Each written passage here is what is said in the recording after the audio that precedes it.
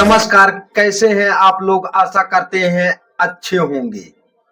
आजकल शादी का सीजन चल रहा है, बहुत ही मजा आ रहा है मुझे तो।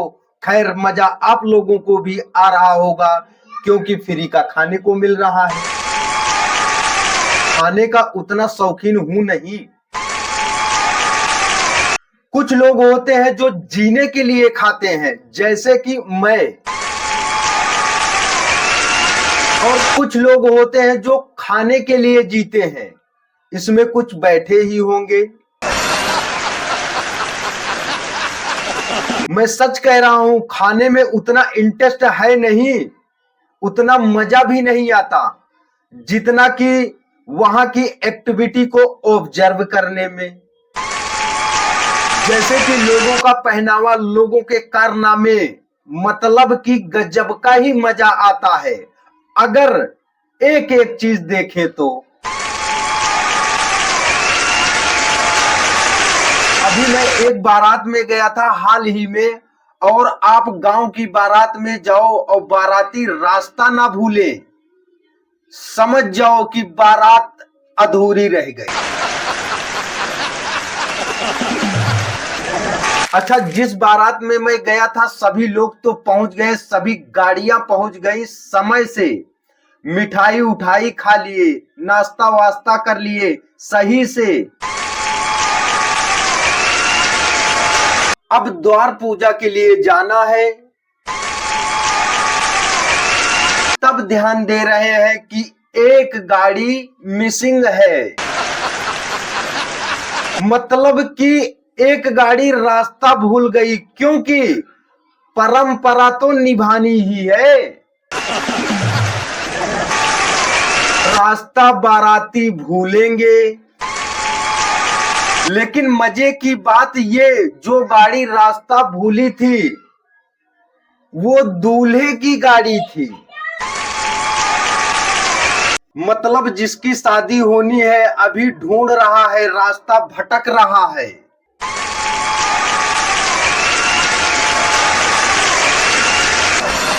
बाकी जितने बाराती खाना खाने के लिए गए हैं वो पहुंच के खा रहे हैं बढ़िया अपना अपना। अब जब सभी लोग खा पी चुके तो पता चला कि दूल्हा ही नहीं है। अब सब लोग अपने अपने ग्रुप में बैठे हैं, कहीं बुजुर्गों का ग्रुप, कहीं दूसरे बारात का हाल बता रहे हैं, कहीं लौंडों का ग्रुप है अपना मोबाइल में गेम वोम खेल रहे हैं, और कहीं नशेड़ियों का ग्रुप है वो अपना अलग बैठे हैं। अच्छा, नशेड़ियों से एक बात याद आ गई। नशेड़ी कितनी भी नई जगह बारात चले जाएं और उन्हें शराब की दुकान मिल जाती है तुरंत। इनको शराबी साथी मिल जाते हैं तुरंत, मतलब तुरंत व्यवहार बन जाएगा। अगर आप साधारण व्यक्ति हैं तो आपका साथी कोई नहीं रहेगा। आप चूतियों की तरह बैठे रहो, मतलब ही नहीं है किसी से। सच में आप बेवकूफ लगोगे। कुछ लोग ताश के पत्ते खेल रहे हैं कुर्सी पे बैठ के, उनका अपना अलग ही ग्रुप है। अब मैं अलग बेवकूफ की तरह बैठा हूं, तब मेरे पास एक लड़का आया, बोला भैया प्लीज मेरी एक फोटो खींच दो। तो मैं उसको पहले ऊपर से नीचे तक देखा, तो फिर मैं उससे बोला चलो ठीक है मैं खींच देता हूं। फिर उसको पर्दे के पास ले गया और उसको पर्दे के पास खड़ा कर दिया कि एक हाफ फोटो ले ली। उसका पहनावा अजीबो गरीब था, और जो शर्ट इन किया था पैंट के अंदर, वो अंडरवियर के अंदर इन किया था। उसका अंडरवियर पैंट के ऊपर दिख रहा था।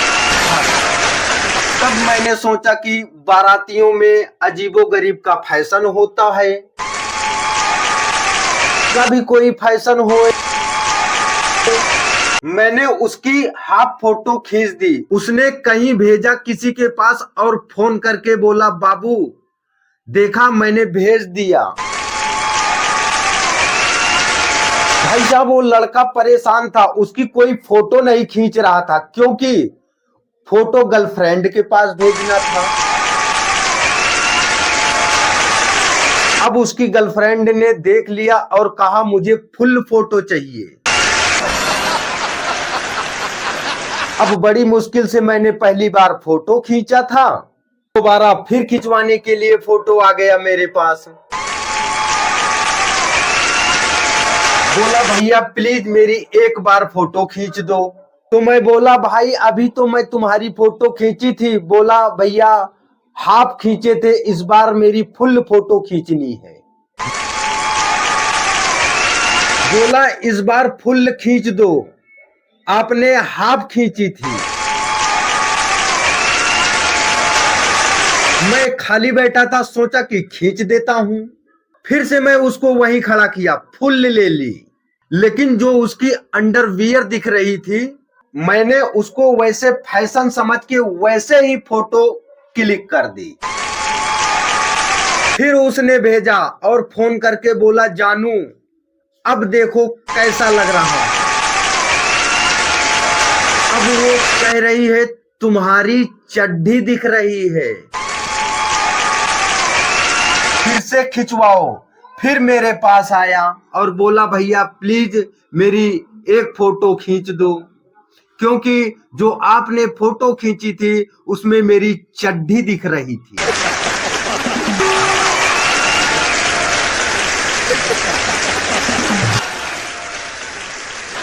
तो कैसा लगा ये सो कमेंट करके जरूर बताइएगा और मेरे चैनल को जरूर सब्सक्राइब कर लीजिएगा।